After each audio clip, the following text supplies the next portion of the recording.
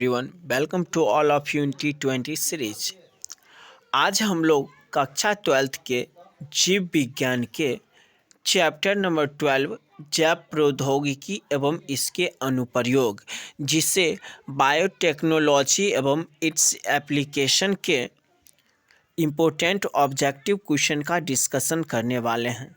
तो चलिए हम लोग ज़्यादा समय बर्बाद नहीं करेंगे। जैसे कि हम आप लोग को बताते रहते हैं कि आप लोग ऐसे करके पढ़िए, तो आप लोग पढ़ने पे ध्यान दीजिए। कभी भी कहीं पर भी जाइए तो कोशिश कीजिए कि अगर कोई बुक आपके पास ना हो तो आप मोबाइल स्टार्ट कीजिए और मोबाइल से स्टडी करना शुरू कर दीजिए, क्योंकि जब आप पढ़िएगा तो आपका मार्क्स बहुत अच्छा आएगा, और जब अच्छा आएगा तो आपके पेरेंट्स को काफ़ी अच्छा लगेगा कि चलो जिस बच्चे को हम पढ़ाते हैं, जिसके लिए इतना हार्ड वर्क करते हैं, उन्होंने अच्छा काम किया। जब हमारे पेरेंट्स को किसी चीज़ का खुशखबरी मिलता है तो बहुत ज़्यादा खुश होते हैं।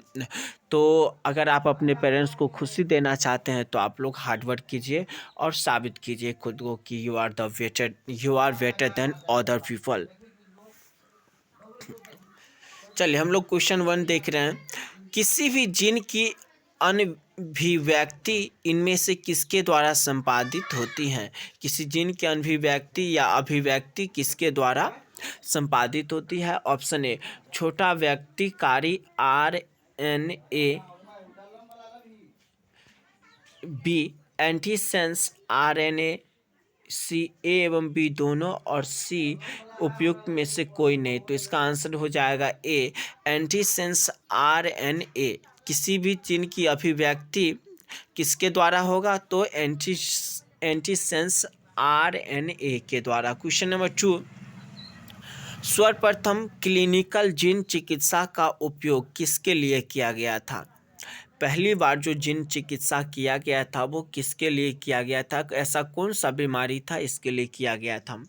तो ऑप्शन ए, एडिनोसिन डीएमिनेज की कमी, बी, चिकन पॉक्स, सी, डायबिटीज मेलिटस, और डी, रूडिमेटॉइड अर्थराइटिस। देखिए, तो सर्वप्रथम जो क्लिनिकल जीन चिकित्सा का उपयोग किया गया था, मतलब जीन के द्वारा जो जीवों का इलाज किया गया था, वो एक लगभग 4 साल की लड़की थी जो श्रीलंका की थी, उसके लिए किया गया था। और उसको जो डिजीज़ था, जो बीमारी था, वो था एडिनोसिन डीएमिनेज की बीमारी हो गई थी। चलिए क्वेश्चन नंबर, तो इसका ऑप्शन हो जाएगा ए, नहीं, करेक्ट आंसर होगा। क्वेश्चन नंबर 3, इनमें से कौन सा निमेटोडा तंबाकू के पौधों की जड़ों को संक्रमित करता है? ऐसा कौन सा सूक्ष्म जीव है या फिर चीज़ है जो क्या करते हैं, तंबाकू के जड़ को संक्रमित कर देते हैं, जिसके वजह से तंबाकू में प्रॉब्लम उत्पन्न हो जाता है? Option A, Bacillus thuringiensis, B, cry IAC, और सी, मेलोइडोजिन इंकोग्रीटा, मेलोइडोजिन इंकोग्रीटा, और डी, ए एवं बी दोनों में से कौन सा निमेटोडा तंबाकू के पौधों की जड़ों को संक्रमित करता है? तो इसका आंसर हो जाएगा सी, मेलोइडोजिन इंकोग्रीटा। मेलाइडोजिन इंकोग्रीटा जो है तंबाकू के पौधों की जड़ों को संक्रमित करता है। क्वेश्चन नंबर 4, बैसिलस थ्यूरिजिएंसिस द्वारा स्रावित आविष प्रोटीन इनमें से कौन है? बैसिलस थ्यूरिजिएंसिस एक विष को उत्पन्न करता है, वो विष के समान प्रोटीन को वो कौन सा है? Option A, tubulin, B, insulin, C, cry protein, और डी, इनमें से सभी। तो कौन से प्रोटीन को ये स्रावित करता है? ऑप्शन सी हो जाएगा इसका करेक्ट आंसर, क्राई प्रोटीन। आविष प्रोटीन कैसा रहता है? क्राई प्रोटीन रहता है। क्वेश्चन नंबर 5, कृषि जैव प्रौद्योगिकी में प्रयुक्त प्रमुख तकनीक है? ए, उत्तक संवर्धन, बी, रूपांतरण, सी, पादप प्रजनन, और डी, डीएनए प्रतिलिपिकरण। कृषि जैव प्रौद्योगिकी में प्रमुख तकनीक कौन सा है? एग्रीकल्चर में जो है प्रमुख तकनीक का नाम बताना है, तो उसमें क्या होता है, उत्तक संवर्धन किया जाता है। जो भी प्लांट्स रहता है उसका उत्तक को संवर्धित किया जाता है, जिसके द्वारा उसका ये जो है नए नए वेराइटी का निर्माण किया जाता है। तो ऑप्शन ए हो जाएगा करेक्ट आंसर। क्वेश्चन नंबर 6, जैव प्रौद्योगिकी द्वारा निर्मित औषधि जिसका प्रयोग कैंसर निदान में किया जाता है। ऐसा कौन सा औषधि है जिसका निर्माण जैव प्रौद्योगिकी के द्वारा किया गया है और उसका उपयोग हम लोग कैंसर जैसे बीमारियों के से छुटकारा पाने के लिए या उसके इलाज में करते हैं। Option A interferon, B HGH, C TSH और डी इंसुलिन जैव प्रौद्योगिकी में किया जाता है। इसका आंसर हो जाएगा ए इंटरफेरॉन। क्वेश्चन नंबर 7, प्रतिजैविक फ्लेविसिन किससे प्राप्त होती है? ए एस्परजिलस फ्यूमिगेट्स, बी एस्परजिलस फ्लेवस, सी स्ट्रेप्टोमाइसिस ग्रेसियस और डी स्ट्रेप्टोमाइसिस फ्रेडी। इसका आंसर हो जाएगा बी एस्परजिलस फ्लेवस। प्रतिजैविक फ्लेविसिन, फ्लेविसिन तो फ्लेवस, क्या याद रखना, फ्लेविसिन तो फ्लेवस, फ्लेविसिन तो फ्लेवस। इसका आंसर हो जाएगा एस्परजिलस फ्लेवस नहीं।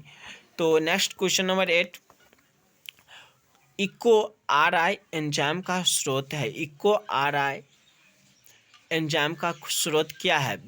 BAMHI, ई कोलाई, सी ए एवं बी दोनों और डी हिंद 3। इसका आंसर हो जाएगा E coli. Eco RI enzyme का स्रोत E coli. Next question number 9, recombinant DNA तकनीक, रिकॉम्बिनेंट DNA टेक्नोलॉजी अर्थात तकनीक की खोज किसने की? A Hargobind Khorana, B James D Watson, C S Cohen व एच बॉयर और डी सटन एवं बॉवेरी। रिकॉम्बिनेंट DNA टेक्नोलॉजी, जिसे रिकॉम्बिनेंट DNA तकनीकी कहा जाता है, कि खोज किसके द्वारा किया गया था? तो इसका आंसर हो जाएगा सी एस कोहन व एच बॉयर। क्वेश्चन नंबर 10, जैव डकैती निम्न में से किससे संबंधित है? ए पारंपरिक ज्ञान, बी जैव अणु तथा जैव संसाधन से जीन को निकालना, सी जैव संसाधन और डी उपयुक्त सभी। तो क्या हो जाएगा? सभी हो जाएगा। पारंपरिक ज्ञान, जैव डकैती, जब मतलब जीवो किसी चीज़ का मतलब डकैती कहने का मतलब कि चोरी करना रहता नहीं, तो वो जब किया जाता है तो उसके लिए क्या होगा? पारंपरिक ज्ञान रहना चाहिए, जैव अणु तथा जैव संसाधन होना चाहिए, जिस जैव संसाधन से जीन को निकालना हो नहीं, फिर जैव संसाधन रहना चाहिए। तो आंसर हो जाएगा डी उपयुक्त सभी। नेक्स्ट क्वेश्चन नंबर 11, ट्रांसजेनिक मूसों, ट्रांसजेनिक रैट्स का प्रयोग किसके लिए कर सकते हैं? वैक्सीन की सुरक्षात्मक जांच हेतु, उर्वरक की क्षमता के प्रभाव हेतु, सी प्रतिजैविक की खुराक हेतु और डी इन सभी हेतु। इसका आंसर हो जाएगा ए वैक्सीन की सुरक्षात्मक जांच हेतु।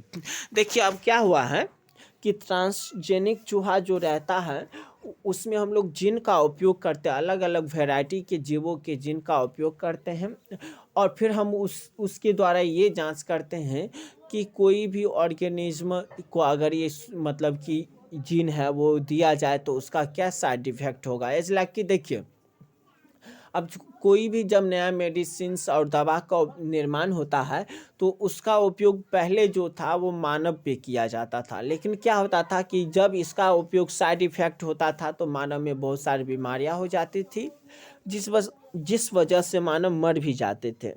तो ऐसे करके क्या हो रहा था कि लोगों को पे साइड इफ़ेक्ट हो रहा था नहीं, तो सरकार और गवर्नमेंट और वैज्ञानिकों के द्वारा ये मतलब सुझाया गया कि हम किसी जानवर पे इसका उपयोग करेंगे। जब भी कोई मेडिसिन का निर्माण करेंगे तो पहले हम उसका इस्तेमाल किस पे करेंगे? जानवर पे।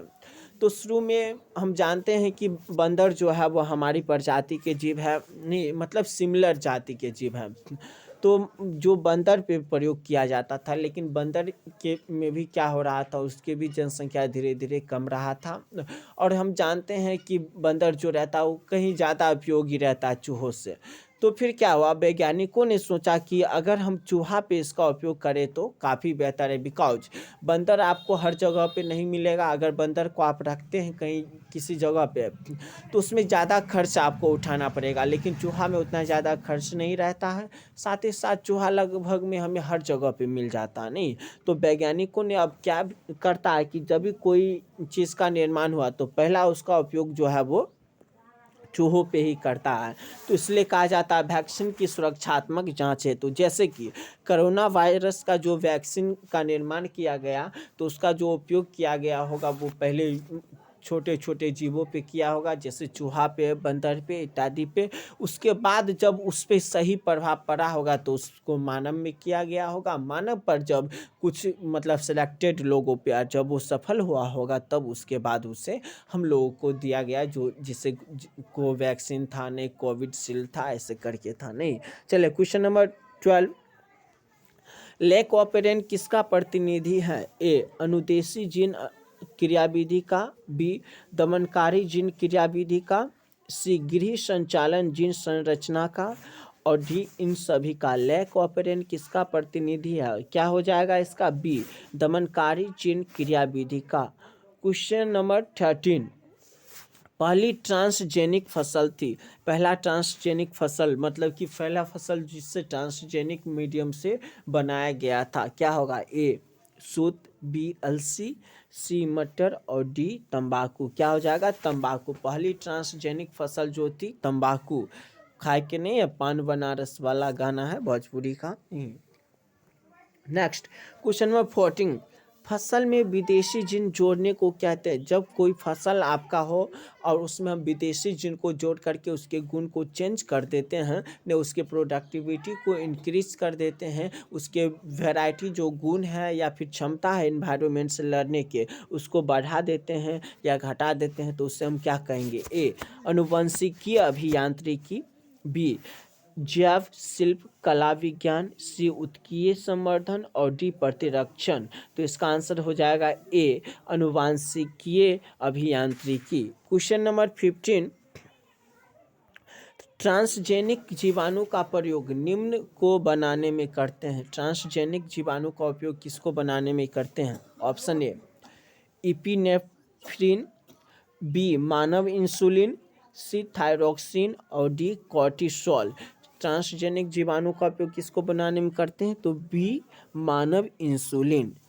नेक्स्ट क्वेश्चन नंबर 16, आरएनएआई का प्रयोग जीवाणुओं को नियंत्रित करने हेतु किस पौधे में किया जाता है? आरएनएआई का प्रयोग जीवाणु को नियंत्रित करने के लिए कौन पौधा में करते हैं? ऑप्शन ए तंबाकू, बी आम, सी आलू और डी पॉपी। क्या हो जाएगा? तंबाकू में। तंबाकू याद रखिएगा पहली ट्रांसजेनिक प्लांट्स है नहीं। क्वेश्चन नंबर 17, क्राई आईएबी किसे नियंत्रित करता है? क्राई आईएबी किसे नियंत्रित करता है? ए कौर्ण छेदक को, बी गेहूं के रस्ट को, कपास के कीटों को और डी मक्का के कीटों को। इसका आंसर हो जाएगा ए कौर्ण छेदक को। क्वेश्चन नंबर 18, गोल्डन धान में किस विटामिन को स्थानांतरित किया गया है? गोल्डन धान में किस विटामिन को स्थानांतरित किया गया है? इसका हम जो है इससे पहले जो चैप्टर था उस चैप्टर में इसका हम कुछ डिस्कशन कर चुके हैं कि गोल्डन राइस किसके में कौन सा विटामिन अधिक मात्रा में पाया जाता है। चलिए और इसका ऑप्शन देख लेते हैं। Option number A vitamin B, B option number B vitamin A, option number C vitamin G और ऑप्शन डी विटामिन सी। तो इसका आंसर हो जाएगा B vitamin A. Golden rice में कौन सा विटामिन रहता है? Vitamin A. क्वेश्चन नंबर 19, निम्नलिखित में से कौन पीसीआर का एक चरण है? पीसीआर का चरण कौन सा? ए निष्क्रियकरण, बी तापानुशीलन, सी विस्तार और डी इनमें से सभी। तो इसका आंसर हो जाएगा ए निष्क्रियकरण। निम्नलिखित में से कौन पीसीआर का एक चरण है? तो पीसीआर का एक चरण निष्क्रियकरण है। पीसीआर का एक चरण क्या है? निष्क्रियकरण नहीं। Next question number 20, TI plasmid जो आनुवांशिक इंजीनियरिंग में प्रयुक्त होता है प्राप्त होता है। ए बैसिलस थ्यूरिजिएंसिस से,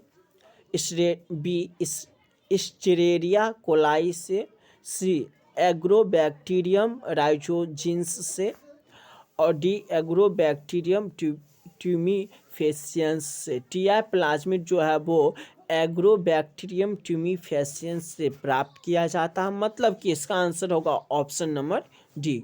चलिए, तो अब हम लास्ट में कहना चाहेंगे कि वीडियो पसंद आए तो इसे शेयर कीजिए, हमारे चैनल को सब्सक्राइब कीजिए, दोस्तों को भेजिए। देखिए, अभी हमें आप लोग की ज़रूरत है। आप लोग जितना ज़्यादा बताए कि जितना ज़्यादा व्यू आता है चैनल पे, जितना ज़्यादा सब्सक्राइबर बढ़ता है, तो उससे हम लोग का मोटिवेशन बढ़ता है कि चलो हम लोग सही से क्वेश्चन बना रहे हैं। हाँ, और लास्ट में फिर से कहना चाहेंगे, अगर आपको लगे कि कोई चीज़ गलत हो रहा है या फिर हमें कि हमारे जो पढ़ाने के तरीका है उसको इम्प्रूव करना चाहिए, तो आप लोग हमें कमेंट बॉक्स में बता सकते हैं। Thank you for watching my video.